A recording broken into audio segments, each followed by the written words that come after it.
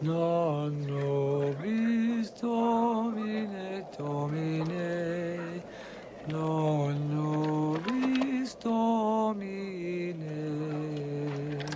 sed nomine, sed nomine The sun tuo is the great painter of the Mediterranean landscapes. Antoni Gaudí was born to Francesc and Antònia in Reus, an important city in the south of Catalonia. The Gaudí-Cornet couple had 5 children. The eldest was called Rosa. Then, Maria and Francesc were born, who died during childhood. The 4th child was also named Francesc, and the next year, on June 25, 1852, Antoni was born at 9:30 in the morning. The 5 children were baptized at the Sant Pere de Reus church. da gloria, non nobis Domine. Antoni was a sickly child who suffered from rheumatic fever and used to spend long time at the country estate in Riudoms, where the weather proves healthier, thus being forced to be away from school during long seasons. Camp de Tarragona, his hometown, is a region of agriculture where landscapes made up of fields of almond trees, hazels, cattops, olive trees and vines are in plenty, all this covered by a very special light.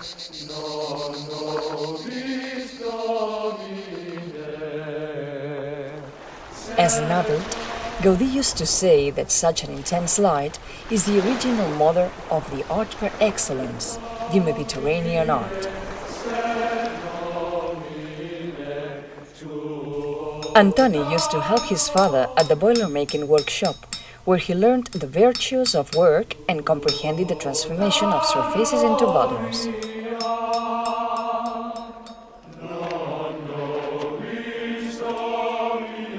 The life of the Gaudí family went by in between the cosmopolitan world of Reus, having great commercial salience, and the rural world of Mas de la Calderaria in Riudoms. The rheumatic fever that afflicted Antoni and the early deaths of his mother and siblings were events that deeply influenced Antoni's life.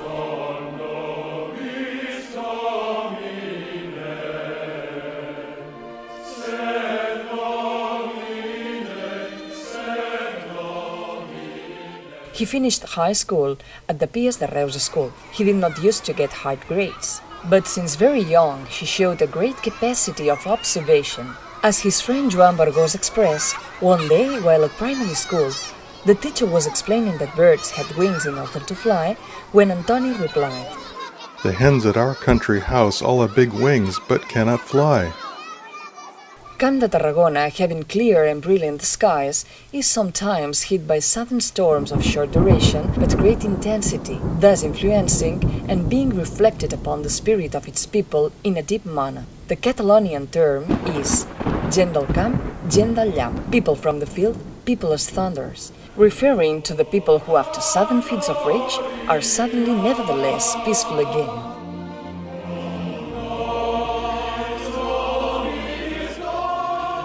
The contrast between a peaceful and clear beauty and the sudden tempest proved a great influence on Gaudí's character. Gaudí had reddish hair and light blue eyes, I remember Gaudí as being short and having a vivid way of looking. recalls his dear friend and first biographer, Josep Francesc Ràfols. The Gaudí-Cornet family devoted themselves to boiler making and the elaboration of copper steels used for alcohol distillation. I have this capacity to see space because I am a great-grandchild, grandchild and son of boiler makers. Antoni Gaudí. His father was a boiler maker, and so Gaudí had the chance to see the helicoidal forms of the serpentines and the curves of the copper boilers he used in his workshop. This allowed Gaudí to have a 3-dimensional perception of architecture. Therefore, he could always imagine everything directly in the space and not only in a 2-dimensional way. Gaudí considered this ability to see the space as a gift from God. For this reason, he had never claimed any merit about that. As an adult, he considered the work of craftsman as the continuation of God's creation act in itself. Due to my physical weakness, I often had to refrain from taking part in games with my mates. which in turn boosted my observation spirit. Antoni Gaudí.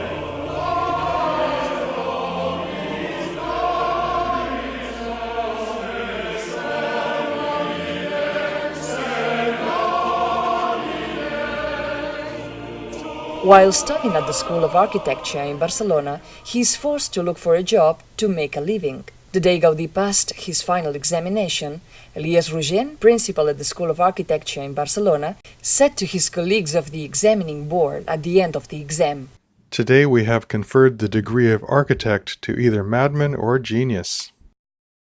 Later, Gaudí worked for an architect studio as a draftsman. He took part in the project from the Workers' Cooperative of Mataró. He was in charge of the vitreous glass works for the windows of a private chapel and the design of a pharmacy. He drew the furniture of the Chapel of Jesus and Mary in Tarragona and the stages for allegorical cavalcades and theatre plays. Soon came his most famous works, thanks to his friendship with his patron, Eusebi Güell, and his own commitment as an architect of the Sagrada Familia, which lasted for 43 years till his death. At the age of 73, with no close relatives left, he decided to move to a cloister inside the church under construction.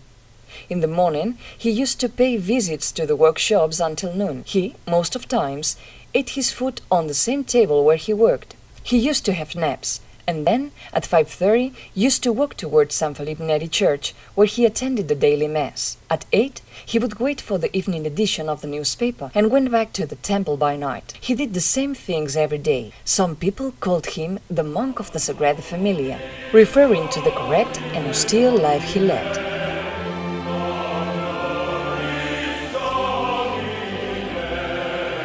This is how Mosén Parés, then priest at the crypt of the Temple of the Sagrada Familia, recalls him. He was pure heart, a burning ember of charity. He used to say, "I am a fighter by nature. I have always fought and always got away with it, except for one thing, the battle against my temperament. I am not done with that."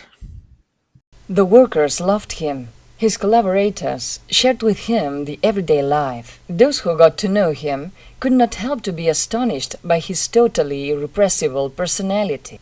No one could be indifferent to him. Mr. Bayofont, the builder of Casa Milà, also known as La Pedrera, the quarry, once told, Mr. Gaudí was very polite and so generous, but all this if one was on the right track, because when he got angry he would not yell, much to the contrary. He would instead lower his voice, which in turn inspired more respect. Through words alone with his blue eyes, he used to repeat that love of truth must be above any other love.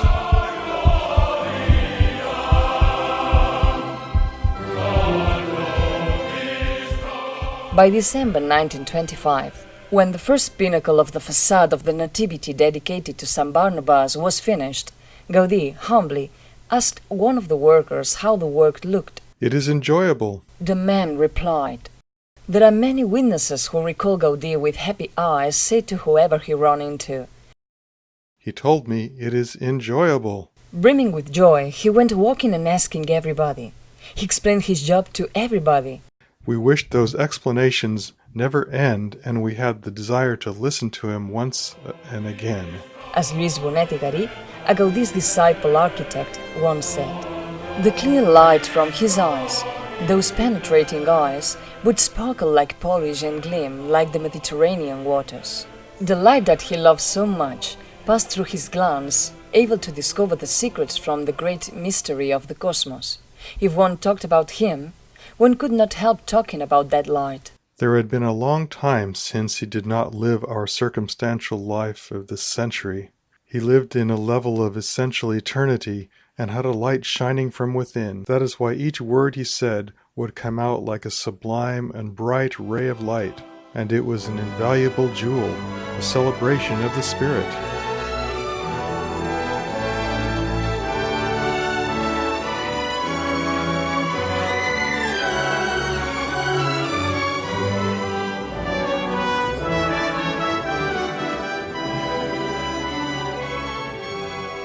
And the poet Miquel Ferrà added, Oh, Gaudí's eyes! Never have I seen such a luminous look, gentle and humble, attached to a penetrating light, Those eyes got stuck in your inside. He used to walk by our streets with a downward look, in a humble manner, and his face radiating blessedness and tenderness. He used to walk a lot as his doctor recommended. He walked along with his friends, and many people used to join him when they recognized him. That was why, on the day he was run over by a streetcar, the priest of the Sagrada Familia, Gil Pares, got worried since Gaudí had not gone back. He isn't back. And he immediately gives notice in order to find him.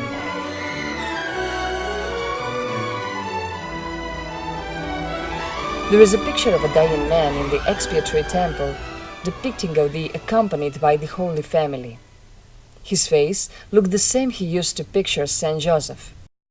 He proudly said, "It will be Saint Joseph who will finish this work."